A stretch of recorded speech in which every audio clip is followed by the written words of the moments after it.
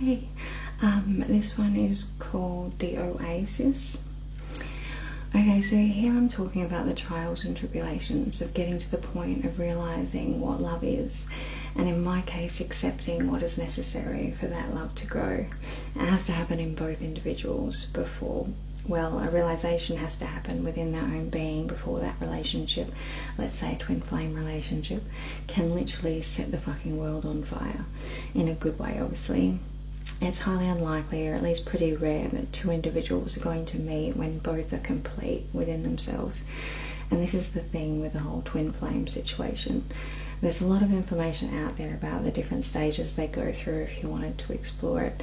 But basically, no matter how evolved one person is when you meet even another evolved being, because let's face it, an evolved being won't even get into another relationship unless they can see the other individual can meet them on their level. So a twin flame connection will happen and you'll fucking know. You'll trigger each other to a degree which literally changes your reality. Freaking visions, past life feelings, knowings, rememberings, gifts coming online, etc. Communication. It's something that goes beyond anything you've ever experienced before. The enormous growth spurt that happens because you meet this special someone. I mean, I don't even know how to fucking explain it. It's just like, if your life, if you are a puzzle, and each relationship that you've had so far might add 3 pieces to your 10,000 piece puzzle. A twin flame, as soon as you meet them, like immediately half your fucking puzzle has materialized before your eyes.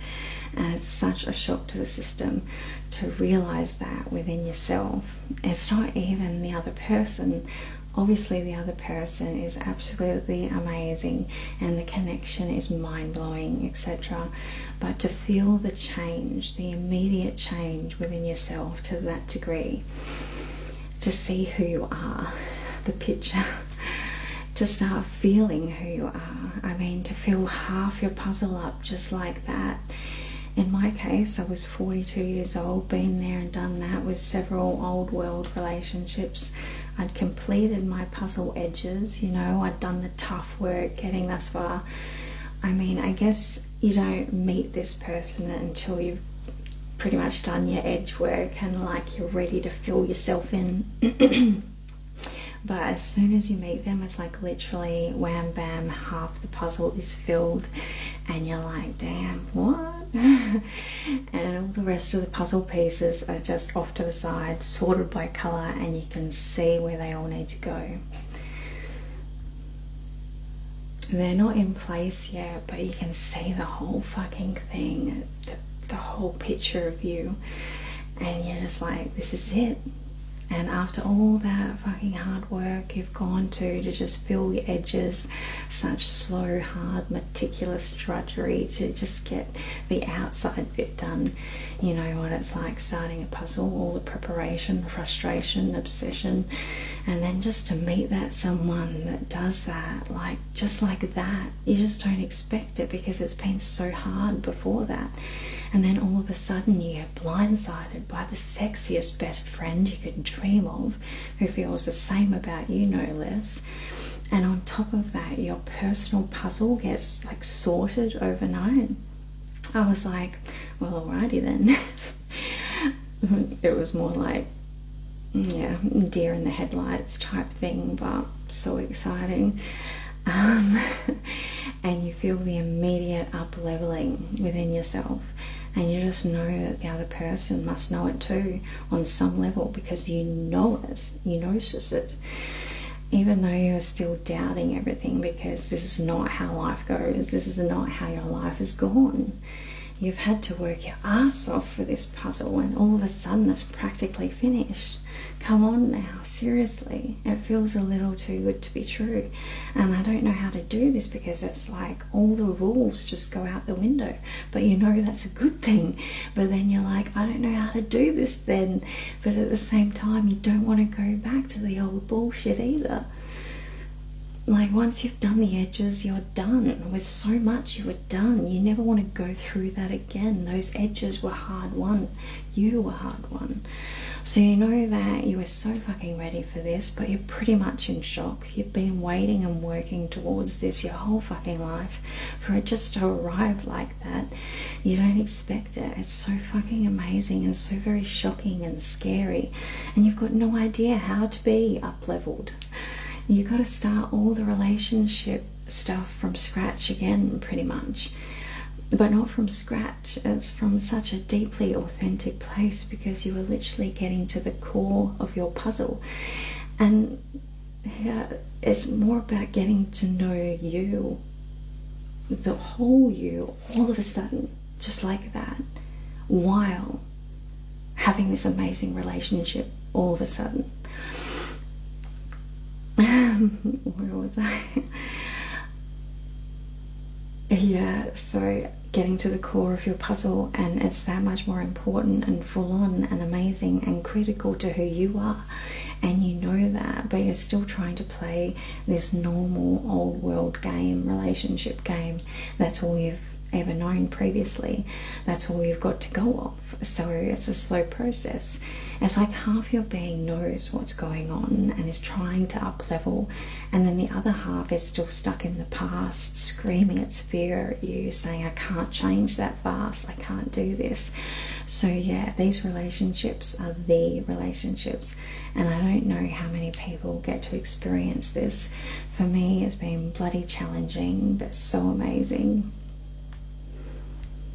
I feel like I've known my whole life that this is what a relationship is meant to be, and I've been waiting for it my whole life, and I have not settled my whole life, because I've always known that a relationship is meant to do this, that it's meant to fill half my puzzle up in one night. And I don't want to settle for just one puzzle in my life. And I know I need my 1-2 partner in order to fill my first puzzle up, in order for us to do the life bonus puzzle together, or 2 or 3. And the only way you can do that is if you help each other practically complete the big ones overnight, and then join forces to become puzzle masters, working together and having an amazing time doing it. Because it's not just about you. It's like you've got this twin flame power couple dynamic going on, and you give each other a new lease on life, bringing play, joy, love and wisdom into your puzzle master life. After all that hard work you've been through to get you that far, you now see the rest as being a holiday with your sexy bestie. In other words, heaven after hell. But you get to this point, like a lot of the time in this sort of thing, you meet this person and they haven't quite finished their edges yet. Maybe 1 or 2 pieces haven't been pushed in properly. So you're ready and roaring to finish up and choose a new puzzle together, but their edges is their stuff to be done by them. It's their core. This is who I am, puzzle preparation. So that's where the separation thing comes in. And you know you have to let them go in order to finish those parts on their own. That sounds so simple and easy, doesn't it? If only. That's the hardest thing you'll ever do. But you know the relationship needs it, they need it, and you love them more than anything, so there is no choice but to go through it. The edges of the puzzle are your personal boundaries, your inner security. To go on in that relationship with the edges missing creates instability and leads to toxicity leaching in. Completing your edges is effectively coming to terms with who you are, and creates that boundary around your self-knowing, which is integral in a healthy relationship dynamic. To get these edges completed means you have healed those jagged edges of the past and sealed yourself to finish completing your puzzle without being unduly influenced, affected or manipulated by outside forces, people and society, etc. On some level, both partners know this fact, although a lot of the time at this stage it is still mostly subconscious, and the relationship can blow up and in an old world way. But like I said earlier, you've become aware of the up-levelment. So you are more in touch with your higher self than ever before. It is easier to deal with a heartbreak and triggerings, leading to quicker growth and enabling you to make the tough choices when they need to be made, as it's now your higher self leading the way, with your old ego self kicking and screaming in the background. Once you have seen the light in that kind of joy and love, you cannot unsee it. You've been blinded by its beauty, and know all you need to do is become accustomed to the new brightness in order for you to be ready to live in that light 24/7. All the blurriness and watering eyes and occasional headaches are worth it, and the rest, it's really not that easy. You know this. You've seen the Oasis, Xanadu, Arcadia, Utopia, and you'll do anything to get back there. That's why we all journey through the desert in the first place, to reach our watering hole of a relationship. You could understand people settling for the desert if they have never experienced an oasis. But just imagine, what would you do? How long would you keep walking without water in order to get back to your little slice of heaven? You now hold the key to endless motivation and dedication, not allowing any desert dweller or sandstorm to hold you back. No one could convince you that your effort is not worth it. No amount of "you're fucking crazy, man," or "why not settle for that little rocky crevice," or "the oasis doesn't exist, it's a myth, Jesus, wake up, man." No, this is edge completion gold. And that's why, before we can come back together and truly explore that oasis when it's fully lit, we both had to have had our puzzle edge completing journey through the desert to find ourselves and to be strong enough to leave the naysayers behind, while building up our strength and stamina in the most hideous conditions, to truly appreciate the glory of what we have been gifted. That is when the oasis becomes more than just a relationship. That's when the oasis of a relationship lights up and waters the desert for miles and miles all around. It's an oasis explosion. That's how magical a twin flame love is.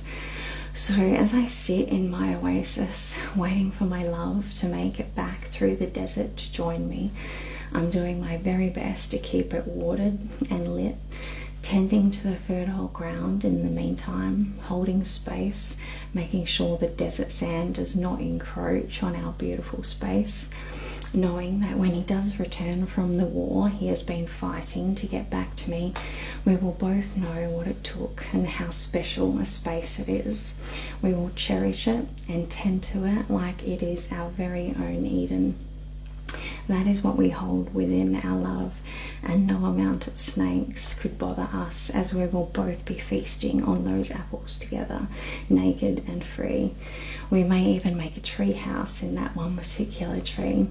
It would be fitting, really, as the wisdom we have both gained was through our love of life and the juicy sort of love that we hold for each other, full of joy and play. So I hold the light high to make it easier for him to find his way through the dark desert and back to me, so we can enjoy this oasis of our Eden together. Amen to that idea, my dear. Why not finish here with a "I know what time it is to deliver this news to you. As you knew it always to be true, we say to you, can we have a moment of your time to relay a message to the collective for one and all? The moment you have been waiting for is upon us, and to require no further encouragement, as needed it's not. We have been ready and willing for some time now, but for others, future retarders' sakes left it a little later than we previously planned for. Other than that, there is no other than that. So here we be, eternally longing for our queen bee to enlighten thee. Please release the need to be right on time. It's my way, as the highway's been blocked. It's locked in. I'm cocked and ready to reproach like a goat, honey. How about we hit the sand and merrily on our way go? I'm requiring a back on my land. Heaven helps us, and as that's the case, I do not yet fully comprehend it.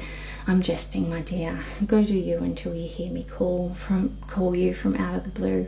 That should do. All the best, my wee little Blissia. I'm just grabbing my gear. You'll never know what hit you as I get near. And then there were two more to go, more to come, around and down home. I'm inbound.